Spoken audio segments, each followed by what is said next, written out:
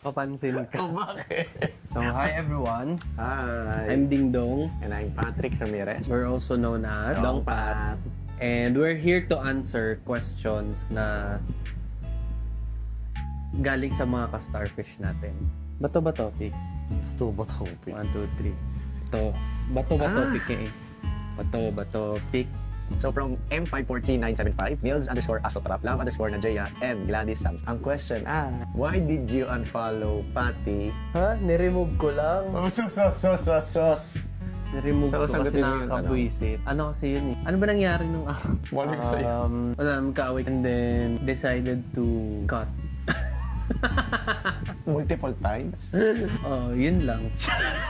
Yun lang. Eh, yun lang naman yung reason. Okay, second question. Okay, when is the wedding? This is from Alvin, Antiquera, kay Kim, kay Rickson, Marlo, and Aziel Zerimar. Honestly, I don't know when exactly. Pero, I think pag nasa 30s na kami, somehow, na-achieve na namin yung dapat namin ma-achieve individually and together sa showbiz. Pag tutupadan namin yung dreams namin together, dadating naman sa point yung wedding eh. And I thank you.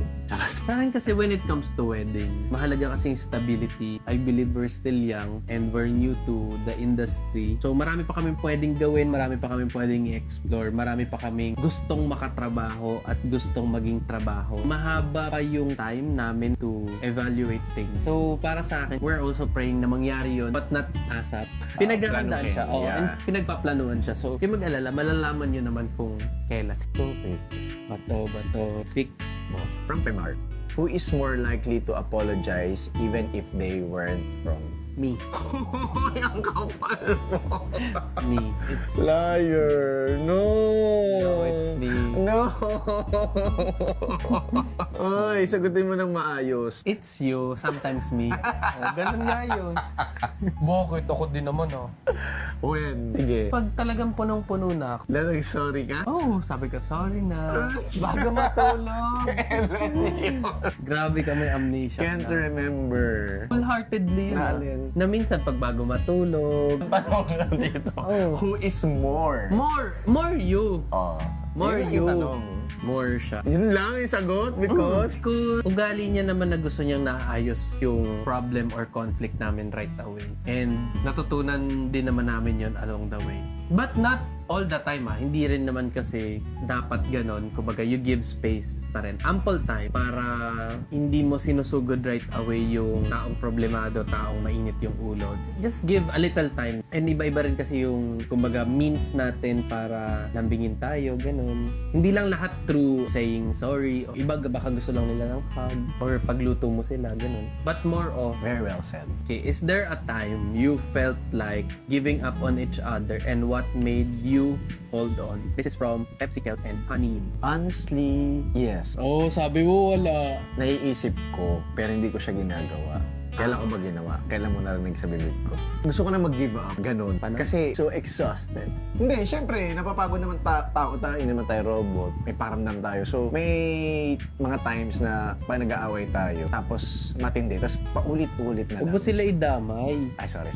Pag nag-aaway. Kapag nag-aaway kami, tapos paulit-ulit na lang yung problem. Same problem. Nakakapagod naman talaga. So, yung mga times na parang gusto ko nang sumuko. Yeah, somehow, parang along the way, na-realize ko rin na it's part of the relationship. So, part yun na may mga challenges. At bago naman ako pumasok dito sa relationship na to, alam ko naman na mangyayari itong mga problema. So, mahal ko kasi siya eh. So, din yung kinakapitan ko. Pinili ko siya in the first place. Maraming nangyaring maganda nung pinili ko siya. Mas maraming maganda. Akala ko hindi maganda. Hindi. Part naman talaga yung magkakaroon kayo ng problema. Pero at the end of the day, love is a choice. So, maybe sa time na yon yun lang yung nararamdaman ko. Pero after naman humupa ng emotions, di ba? I mean, mag-stick pa rin ako sa kung anong gusto ko. Which is, ikaw. Sa akin din yes, before. Lalo nung nagsunod-sunod yung misunderstandings and conflicts namin together. Kumbaga, when emotions are high talaga, you tend to think yung mga ganong bagay like giving up, stopping the relationship, cutting off. Pero, marirealize mo din yung mga memories ninyo together, the people around you, especially yung families namin. And hindi siya nawawala sa relationship. Kagaya ng sinabi ni Patrick, it's really part of the relationship. So, it's up to you how will you handle na lang yung ganung situation. But, mahalaga kasi din dun yung ano bang estado nyo on that day, ano ba yung pakiramdam nyo on that day, on that moment, para na-evaluate natin. Kasi not all the time, kagaya nung nabanggit nga kanina, hindi naman dapat direct ayusin nyo rin kaagad. Baka give a little time lang to think and a little space to think. Think. Pero oo, pumasok sa isip ko, but ayun, naayos naman namin. Yeah. So next question. Gonzaga, Arian, and HNYYN _. What's the biggest challenge you both overcame? We'll answer first. Ikaw na. Ikaw, ako unang nagtanong eh. Bakit? Siguro yung peak ng away namin na nag-pile up yung problem. And then marami kaming factors na kino-consider din. Pero part din nun yung personal naming baggage na syempre may family din ako, may family din siya, may mga problems kami individually, and then may mga bagay din kami hindi na pag-uusapan when it comes to our personal life. So, nakakadagdag siya to pile up yung mga problem din namin together. So, ayun, continuous problem na nag-i-stop. So, Same. Yung last, biggest challenge. Oo, kasi that time din, parang na ako point na parang, sa'yo na to. Parang ganun. Parang gawin ko na lahat ng ways na kung hindi man ura-uradang i-fix, o sige, ibahin natin. Sinurrender ko na rin kay God yung relationship namin. Yeah, nalagpasan namin and may growth, may character improvement, character development sa aming dalawa. Yung last na misunderstanding namin. this is from Love Maya. So, if the spark fade, what would keep you fighting for each other? Yung wala yung spark. Well, hindi ako nagde-depend sa spark, sa feelings. Parang sabi ko nga, love is a choice. So, choice ko na mahalin siya, pagsilbihan siya, ibigay yung love na deserve niya. So, totoo yun.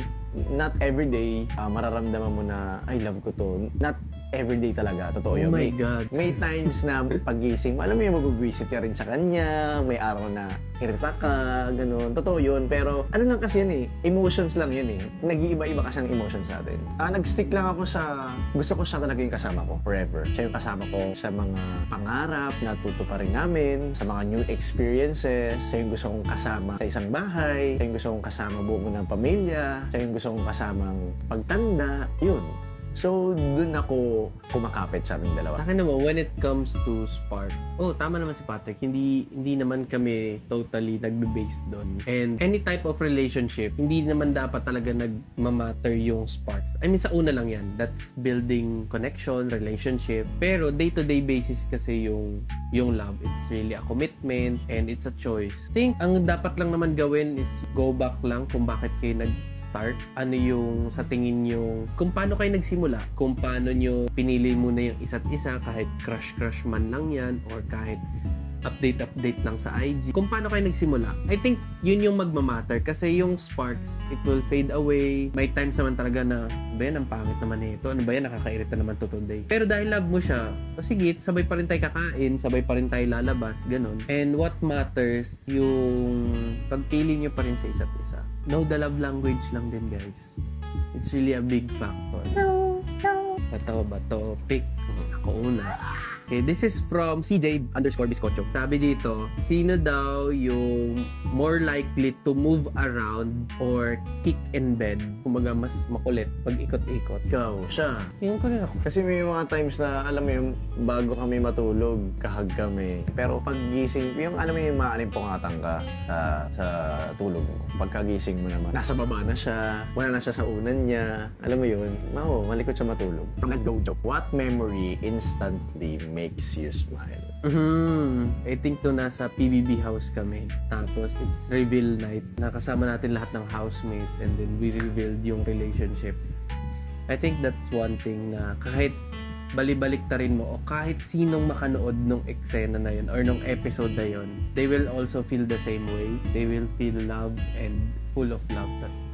And yun yung reason ba't sila mapapasmile. Balikan nyo yun. Yung reveal.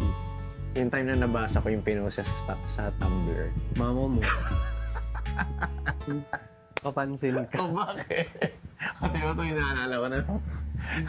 Hindi ka na-smile, natatawa ka. Na-smile din ako. Siyempre na-smile ako bago ako tumawa. Umiti mo na.